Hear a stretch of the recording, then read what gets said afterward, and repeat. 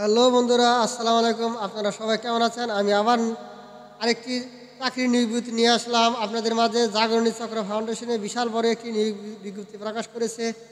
১ থেকে ৯টি পদে নিয়োগ হয়েছে, যার প্রত্যেকটি পদে কতজন লোক নেবে এবং এসএসসি পাশে অভিজ্ঞতা ছাড়াই জাগরণী চক্র ফাউন্ডেশনে নিয়োগ প্রকাশ করেছে। বিস্তারিত জানতে অবশ্যই আমাদের ভিডিওটি না টেনে সম্পূর্ণ দেখুন, যাতে আপনার কোনো সমস্যা না হয়, কোনো কিছু বাদ না পড়ে। তাই অবশ্যই আমাদের চ্যানেলটি সাবস্ক্রাইব করে রাখবেন, যাতে পরবর্তীতে এনজিও, সরকারি, বেসরকারি এবং সকল নিয়োগ বিজ্ঞপ্তি আমরা এই অল নোটিশ 22-এ প্রকাশ করে থাকি। তাই আপনারা সবাই আমাদের চ্যানেলটি সাবস্ক্রাইব করে রাখেন। যারা করেছেন তাদেরকে অসংখ্য ধন্যবাদ, যারা করেননি তারা তাড়াতাড়ি করে নিন।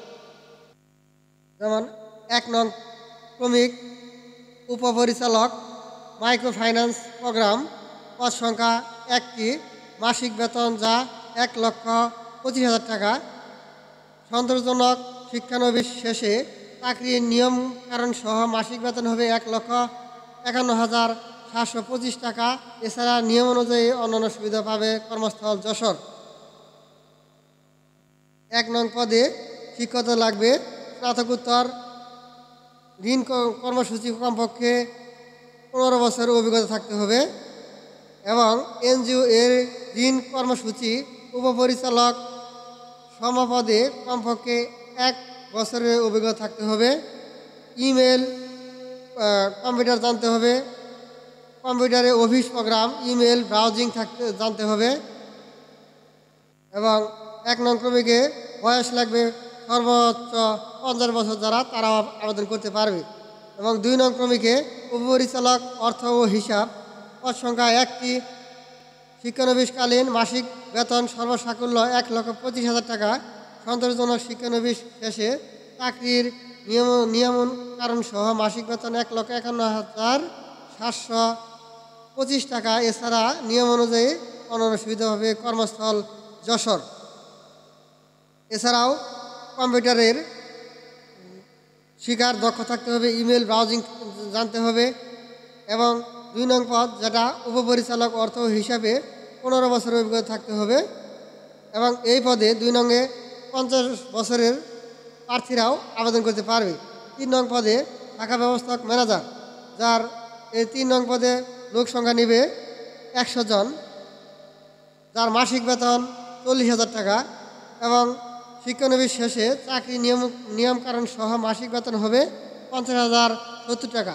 এছাড়া অন্যান্য সুবিধা হবে কর্মস্থল বাংলাদেশের যে কোনো জায়গায়।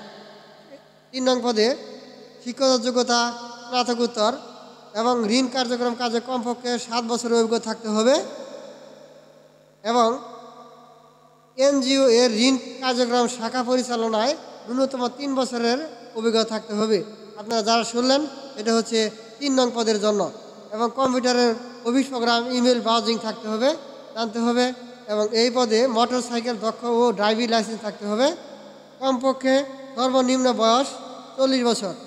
এখন আমরা চলে যাচ্ছি ৪ নং পদে, যেটা শাখা হিসাবরক্ষক সিনিয়র অফিসার, পদ সংখ্যা ১০০টি, যার মাসিক বেতন হবে ৩০,০০০ টাকা এবং চাকরি নিয়মকানুন সহ মাসিক বেতন হবে ৩৭,৩৭০ টাকা এবং বাংলাদেশের যে কোনো স্থানে চাকরির করার মনোবাসা থাকতে হবে। এই পদে যেমন ৪ নং পদে শাখা হিসাব রক্ষক সিনিয়র, এই পদে শিক্ষক যোগ্যতা হিসাব বিজ্ঞান ব্যবস্থাপনা ফাইন্যান্স ও স্নাতকোত্তর।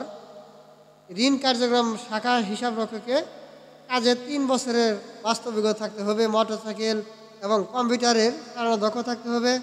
মোটরসাইকেল বৈধ ড্রাইভিং লাইসেন্স থাকতে হবে। ৪ নং পদে ৩৫ বছর যারা, তারা অনলাইনে দরখাস্ত করতে পারবে। এবং আমরা চলে যাচ্ছি ৫ নং পদে সিনিয়র অফিসার, যার পদ সংখ্যা ২০০টি, যার মাসিক বেতন ৩০,০০০ টাকা এবং শিক্ষানবিশকালের শেষে চাকরি নিয়ম সহ মাসিক বেতন হবে ৩৭,৩৭০ টাকা এবং অন্যান্য সুবিধা পাবে কর্মস্থল বাংলাদেশের যে কোনো স্থান। ৫ নম্বর পদে সিনিয়র অফিসার, এই পদে শিক্ষক যোগ্যতা স্নাতকোত্তর এবং ঋণ কার্যক্রমের কাজে ৩ বছরের বাস্তব অভিজ্ঞতা থাকতে হবে। ইমেল এবং কম্পিউটারের সকল কাজের দক্ষ থাকতে হবে। ড্রাইভিং লাইসেন্স বৈধ ড্রাইভিং লাইসেন্স থাকতে হবে, বৈধ ড্রাইভিং লাইসেন্স লাগবে।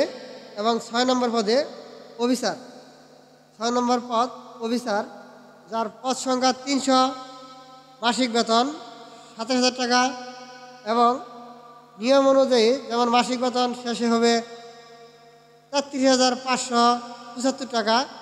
এছাড়া অন্যান্য সুবিধা পাবে বাংলাদেশের যে কোনো স্থানে কর্মস্থলের ব্যবস্থা থাকবে এবং সেখানে কাজের মর্মস্থ থাকতে হবে। 6 নম্বর পদে শিক্ষাগত যোগ্যতা স্নাতকোত্তর অথবা স্নাতক সম্মান পাস। এই পদে আপনার কোনো অভিজ্ঞতা লাগবে না। এখানে মোটরসাইকেল চালানোর দক্ষ থাকতে হবে এবং এই পদে মোটরসাইকেল ড্রাইভিং লাইসেন্স প্রার্থীদের অগ্রাধিকার দেওয়া হবে। 6 নম্বর পদে যেটা অফিসার, সেটা হচ্ছে 35 বছর প্রার্থীরাও দরখাস্ত করতে পারবে। 7 নম্বর চলে যাচ্ছি আপনার 7 নম্বরে জুনিয়র অফিসার, যার পদ সংখ্যা 300 এবং মাসিক বেতন হবে 25,000 টাকা এবং শিক্ষানবিশ চাকরির শেষে নিয়মন কারণ সহ মাসিক বেতন হবে 31,760 টাকা। এছাড়া অন্যান্য সুবিধা পাবে বাংলাদেশের যে কোনো স্থানে চাকরি করার মর্মস্থ থাকতে হবে। 7 নম্বর পদের জন্য শিক্ষাগত যোগ্যতা আপনারা দেখতে পাচ্ছেন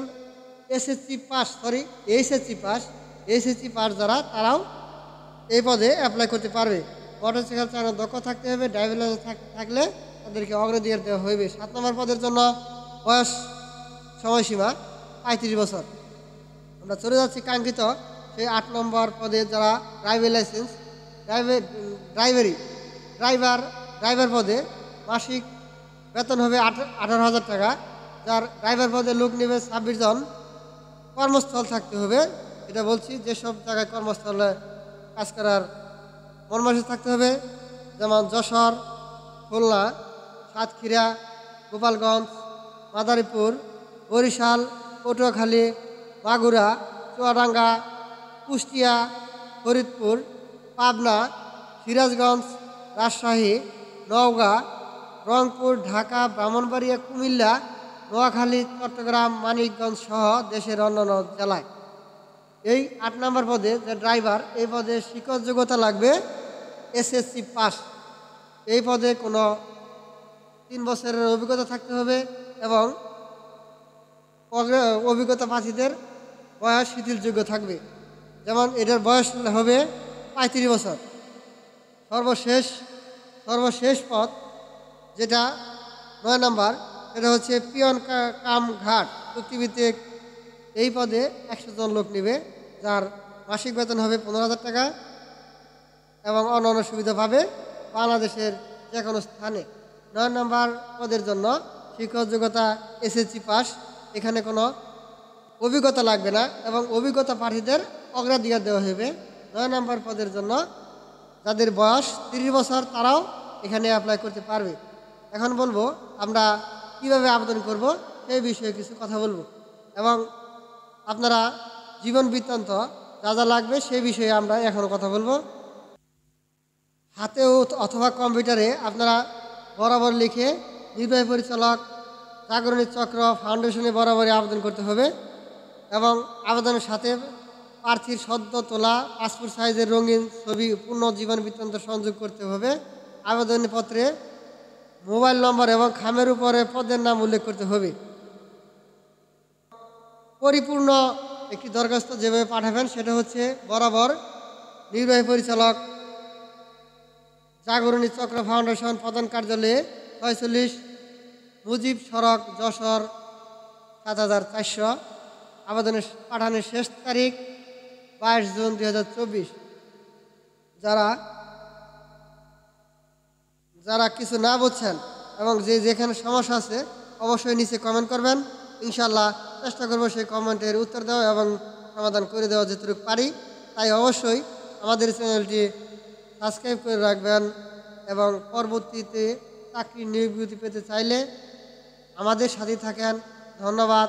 আবার দেখা হবে, আবার ভিডিও নিয়ে আসবো নতুন কোনো সরকারি বেসরকারি এবং অন্য কোনো চাকরি নিয়োগ বিজ্ঞপ্তি নিয়ে। ভালো থাকেন, সুস্থ থাকেন। আসসালাম।